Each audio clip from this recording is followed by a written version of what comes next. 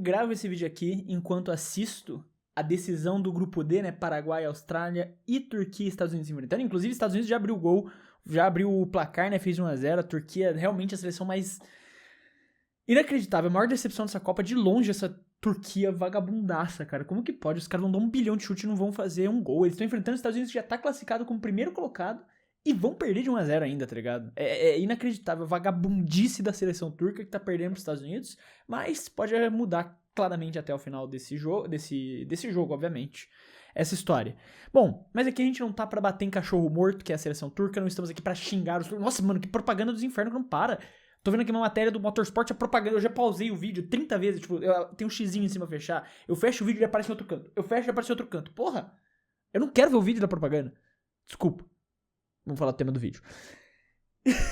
Eu não tô aqui pra bater em cachorro morto, tá ligado? Tem um cabelinho solto aqui. Eu não tô aqui pra bater em cachorro morto. Eu tô aqui pra falar de uma história que apareceu pra mim esses dias. Apareceu anteontem. E que me tocou bastante essa história, pra falar a verdade. Me deixou bem chocado. E me fez lembrar um pouco, faz a gente lembrar também no geral, como os sacrifícios necessários pra você chegar na Fórmula 1 muitas vezes ficam apagados e a gente não imagina quantas histórias ao redor disso não são esquecidas. A gente vê esses pilotos hoje ali correndo na Fórmula 1, né, competindo na categoria, gol da Turquia. A gente vê os pilotos competindo hoje na categoria, fiquei xingando os caras e eles fizeram gol. E a gente, tipo, a gente tende... É muito natural isso em qualquer esporte, na verdade. Até eu xingando aqui a Turquia, tá ligado? É muito natural em qualquer esporte a gente esquecer que a gente tá falando de seres humanos, que nós estamos falando de pessoas ali. Então fica muito fácil da gente apagar todo o passado do que tem daquelas pessoas, não só todo o passado, mas, tipo, o presente, a mental. Eu já fiz vários vídeos aqui falando sobre a questão mental, né? Como a gente ignora muitas vezes o mental no esporte. Pra mim, a questão mais subestimada do esporte é exatamente essa, a questão mental dos jogadores.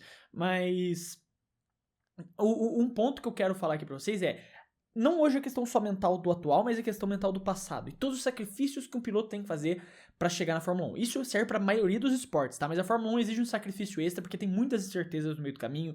É um meio muito cruel, é um esporte muito cruel no geral, porque envolve muita política, envolve muito dinheiro no meio e tal.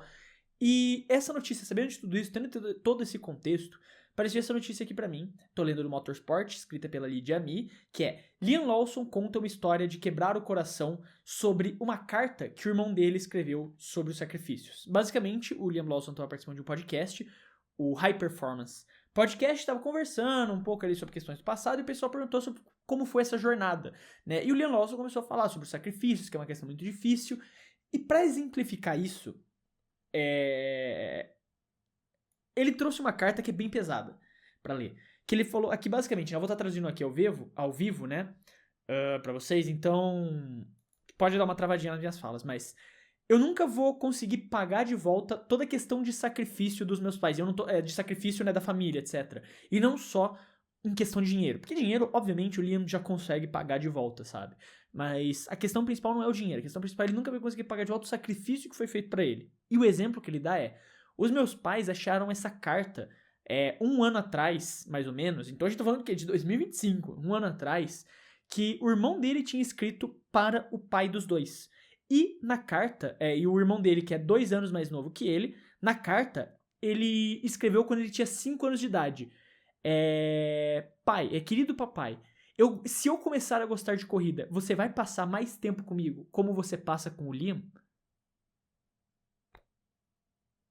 Tenta dimensionar o peso dessa carta.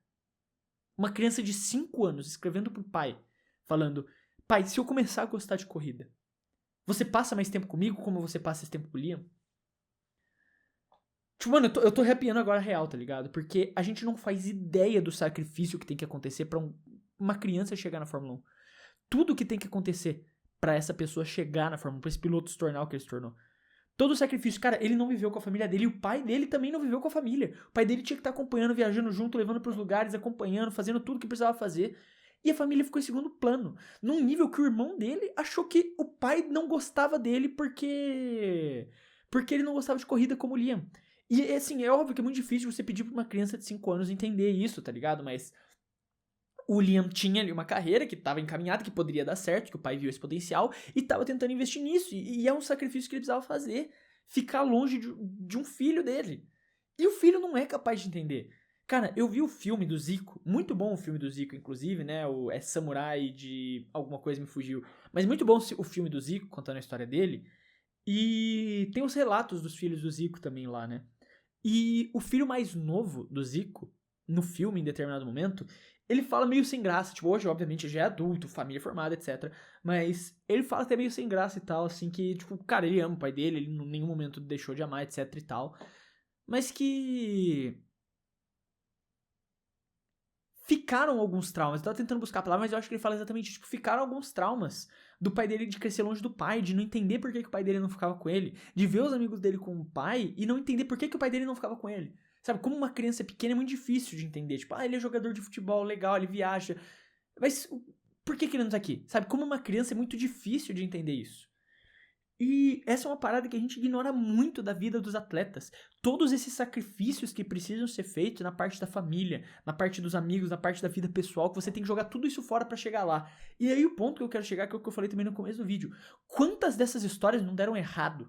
A gente tá falando aqui do Liam Lawson porque ele deu certo, ele tá na Fórmula 1, ele tem status, ele tem a mídia, então ele vai dar entrevista e vai contar sobre esse passado dele. Quantos pilotos que chegaram até a Fórmula 2 e não deu certo sumiram no mapa? E que sacrificaram tudo e não deu certo? Quantos pilotos que sacrificaram a vida inteira pra isso e não deu certo? Não virou piloto, não deu certo a carreira profissional? Quantos que não acontecem isso? Porque a maioria não vai conseguir. E isso é de qualquer esporte. A maioria das pessoas que tentam se profissionalizar no esporte não vão conseguir. Não vão. E todas essas pessoas que fizeram sacrifícios parecidos com o do Liam, que largaram família, amigos, o pai jogou todo o dinheiro da família, apostou tudo, porque você tem a história do Ocon lá, né, que eles venderam, não sei se foi do Ocon ou do Vettel, que venderam a casa pra financiar a carreira e tal. Quantos outros pais não fizeram isso? E o filho não deu certo. E agora tem que viver uma vida normal. E a verdade é que uma frustração dessas nunca acaba, porque você vai sempre, tipo, na questão do Liam aqui, ele fala aqui mesmo, sabe, que tipo, cara, o meu pai investiu tanto sacrifício, tantas coisas que eu preciso dar certo. Você se coloca, se cobra. E o Liam pode tirar um pouco desse peso porque ele deu certo. Ele pode sair da Fórmula 1 ano que vem. Cara, vocês podem ter certeza que o Liam, por já ter sido piloto de Fórmula 1, por já ter chegado ali, ele vai ter uma carreira. Ele vai pra uma WEC, ele vai pra uma Indy, ele vai pra uma Fórmula. Ele vai ter uma carreira, ele vai continuar vivendo automobilismo. A vida dele não vai acabar se ele sair da Fórmula 1. Ele construiu um nome já dele no universo. Ele consegue se manter pilotando, tranquilamente. Quantos que a família inteira faz sacrifícios, fazem um monte de coisa para que chegue lá, o piloto não chega. E a pessoa tem que carregar pelo resto da vida essa culpa de não ter dado certo e que a família perdeu todo o dinheiro para financiar ele e ele não chegou lá. Quantas pessoas não estão vivendo na sociedade hoje com isso? Cara, eu tive um problema com o computador recentemente, né? Quem viu os últimos vídeos eu falei e tal. E eu levei no técnico pra arrumar.